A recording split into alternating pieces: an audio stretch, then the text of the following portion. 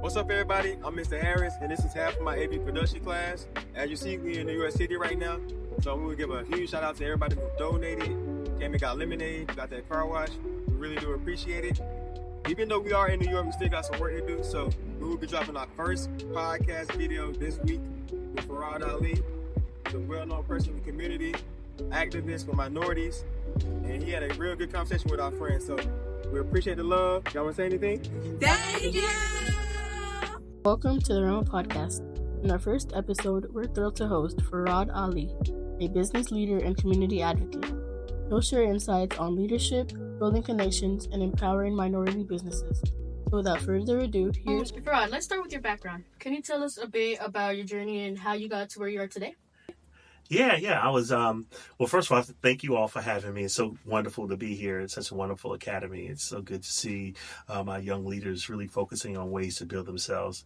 I was blessed. I grew up in a small city in New York called Brooklyn. And during that time, my parents lived there and got a chance to see a lot of different things. And then we moved to North Carolina, and I learned more around the impactfulness of education and how education can help you to get to the next step. And after that, I went to college, University of North Carolina, and we really wanted to focus in on business because I really enjoyed numbers. I had a teacher in ninth grade, I remember, who told me, I was playing basketball, and she equated basketball with geometry and algebra in a way that I'd never thought about numbers and how width and time and the things that we do naturally. So it allowed me to use my education as a way to talk around ways I could live with it. So application of education was important for me. So every class that I took from that point on, I tried to understand why was it important for me to learn this subject for what future use. And so that began to help me to embrace my education standards with science and math and technology and English, because those are things you will continue to use even after you finish school. Fortunate enough to get into banking, and when I was in banking, I got a chance to understand how money is important for community and how money can help to build lifestyle. And so for me, it was important to know how money worked. And so working in banking helped me to understand how having good credit, managing your money well can provide for the future. And, we only have two things in life, is money and time. And we don't know how much time we have, but we may be able to count our money. But how do you make sure that it all works together? And fortunate enough to get involved in politics and business and community economic development, and realizing that we're only as good as our community.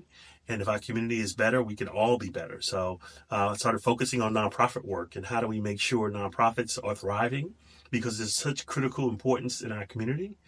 And nonprofits provide the soft services that need to build human development. Many people have understanding of economic development or maybe workforce development, but human development is really critical, because if people feel better, they'll work better, they'll do better, and they'll have better outcomes. So that's what really got my heart to helping people to be better than they are or where they are. And so I wanted to invest my time and efforts and resources into doing that.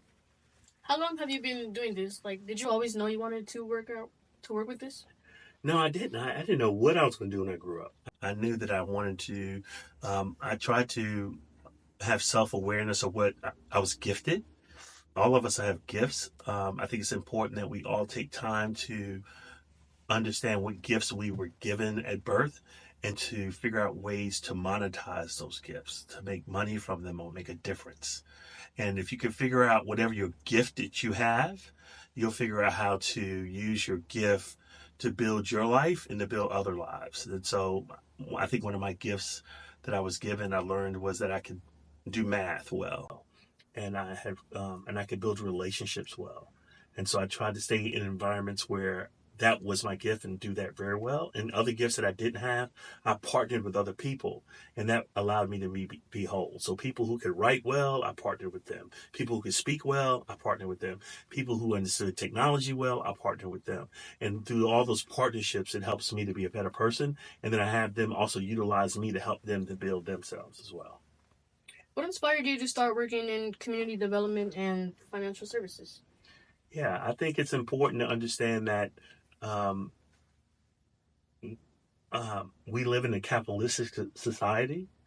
And because that, the more we can understand how capital works, the better we can be at operating in that game. So there's some rules of capitalism that are important. And if we can help the community to understand how capital works for the good, then we can actually build all people in the community, not just those who are maybe benefit more from those. Hola comunidad de Regional Minds Academy, mi nombre es Miss López. Yo soy Miss Luisa y hacemos parte del departamento de ISL. Estamos muy emocionados de anunciarles la creación de nuestro primer directorio de negocios aquí en Regional Minds Academy. Esta iniciativa les permitirá a ustedes mostrar su negocio y poder alcanzar más personas en la comunidad. In other words, we're excited to announce a special initiative with local entrepreneurs to promote and support the great work in our community. We'll have a booth where local owners can stop by, share information, and give us an overview of what they do. With this, we'll feature them in upcoming videos and commercials. If you want promo videos, advertisements, hey, you can even come on our production bus. Make sure you stop by our booth. Supporting local businesses helps keep our community strong. We're eager to learn more and show our support. Thanks, see you soon. Mr. Ali, first, I just want to say thank you for joining us today and being a part of this experience for our students and actually being the first guest. So let's give Mr. Ali a round of applause for being a first guest on the podcast. It's amazing that he's always supported us and come out to just really help our students grow and be better. So with us being a STEM school, we really are trying to show our students different examples of minority in STEM fields. And you being the CEO and president of Associar, can you tell us a little bit more about the company, what it does, and how you came into that experience? Yeah, Associar is it's a technology company that focuses on providing. One of our main products is doing digital antenna services, which you call DAS.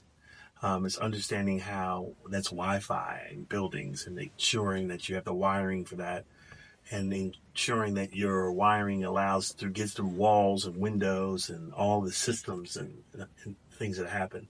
And then making sure that we build a platform for the 5G and ensuring that as technology changes, that people have access through their phones and computers to the internet, right? And so we try to ensure that we provide good products and services in that. But I would tell you, it's so important to understand technology it's not always binary and code. It's understanding how the science of technology works is important. It's critical to be able to understand math because math is really critical in that technology function. And then engineering the lines through buildings and ensure that they're appealing and it works and it's not disruptive for which you don't see lines hanging down. And so having the ability to even, when you think of STEM, you also think of arts, right? I think of STEAM and having the artistic design to ensure that it's embedded in a product so that it's appealing. So being able to take those talents are going to be really critical. And as you look towards the future, we're moving to a more dynamic future of what the world will be, not what it is, and more things are going to be convenient. So appealing to people's sensories of talent and sourcing and developing products is important, but also the appeal of it, how it looks and feels. So that's why arts are so important in the STEM process. So you don't want to negate students' ability to just do that science, that technology or engineer it. You want them to also be sexy and dynamic and appealing so they can want to do it over and over and over again. Thanks for tuning in. Part 2 of our interview with Farad Ali is coming soon. Be sure to subscribe and turn on notifications for more exciting content. You wouldn't want to miss it.